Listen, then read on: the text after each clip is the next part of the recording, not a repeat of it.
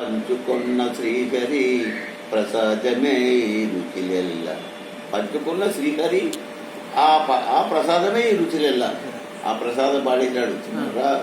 ఆ రుచులు జామకాయ తింటే రుచులు, నిమ్మకాయ తింటే పులుపు, కారము, ఉప్పు, మామిడి పండు తింటే వరకు, సపోటా పండు తింటే వరకు, అట్లా రుచులు.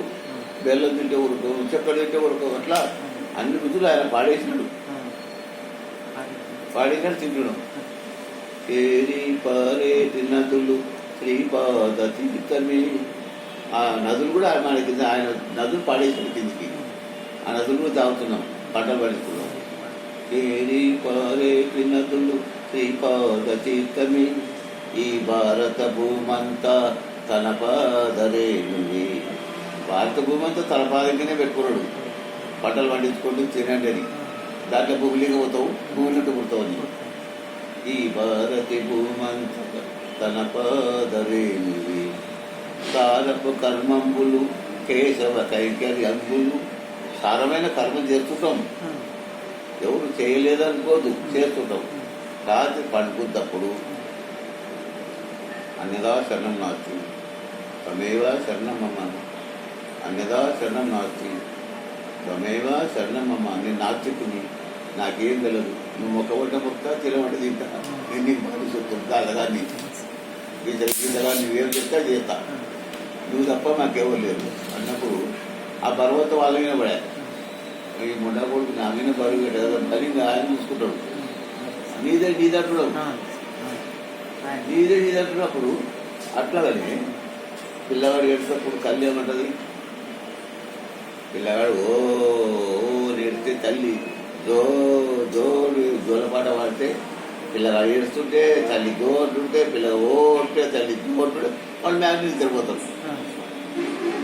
మ్యాగ్నెట్ పిల్లగాడు ఓ ఏడిస్తే తల్లి జో అంటే ఆ పాట పాడితే నిద్రపోతారు.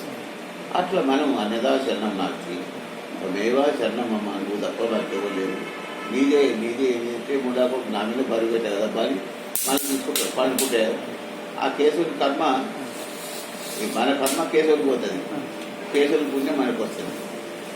అంతే కదా. కారపు కర్మములు కేశవ కైంకర్యం. కేశవునికి అంకితం చేయలేడు. కేశవ కైంకర్యము తీరులయ్యవేకించి చేతి వారికి. వీరుడు అవేకుడు నాదంటుడు. రాజ్యవంత ఎమ్మెల్యే చుట్టూ ఈ రాజ్యవతి ఇంకేనంత నాది అంటాడు. ఇంకోడు ఈ కేనంత నాది అంటాడు. ఇంకో గుళ్ళగాడు ఇంకోడు నాది రాజ్యం అంటాడు. నాది అంటాడు అవేకుడు. నీది అనడు. ఇస్తున్నావు బా అనడు, నాది అంటాడు అవేకుడు. తీరులై అవేకించి తెలిసేటి వారికి చిత్తములో భావమెల్ల శ్రీ వెంకటేశుడే. చిత్తం అంటే నీ మనసు అంతా భావం ఉంటే ఎప్పుడు నీళ్ళకి వస్తావు. ఎక్కడ పక్క నీ ఇంట్లో ఉంటాడు, ఎక్కడ పోడు. నీకు మంచి మనసు ఉండాలా, చిత్తం ఉండాలా, నిలకడ.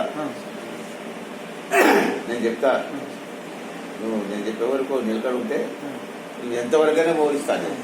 పోలిస్తా, నీకు స్థాయికి పోలిస్తా. అంతవరకు నిలకడ కావాలి కదా. చిన్న కష్టం వచ్చినా సాధన గొప్ప గాలి అప్పుడే బాగా అవుతుందా? బియ్యం కష్టపడి బియ్యం తేవాలా, తెచ్చిన తర్వాత దాన్ని ఉడికియాలా, అడపక్కలు కావాలా. చిన్నపాటికి మళ్ళీ చిన్నపాటికి కూడా ఎవడో చూడ ఫోన్ వచ్చా మళ్ళీ అది పట్టుకోవాలి. తిట్టమో లేదు ఎవరు చెప్తాను. చిత్తములో భావమెల్ల శ్రీ వెంకటేశుడే. అత్తిమి ప్రకృతిలంతా అతని మాయ. ప్రకృతి అంతా ఆయన మాయ. అతని కంటే మరి లేరు ఈ తరములో. ఆయన కంటే మిత్రులు పుడతారా, పుట్టబోతారా? పుట్టరా? ఎవరైనా పుడతారా? మిక్కిలి అతని కంటే మరి లేరు ఈ తరములో. తిత్తి దేహపు బ్రతుకు తెలిసేటి వారికి ఎదుట ఎవ్వరు లేరని చిత్త చేతి మనస. నేనున్నాను, నువ్వు భయపడాకోటడు. నీ మనసులో నేనుంటా, భయపడాకండి అని అంటారు. అవన్నీ చేసుకుంటూ వస్తాయి. చాలా చెప్పాలంటే ఈ దగ్గు ఒకటి ఉంది, చల్ల ఒకటి. ఇది అంతా లోపల కూరుకుపోయింది పునాది ఒళ్ళికి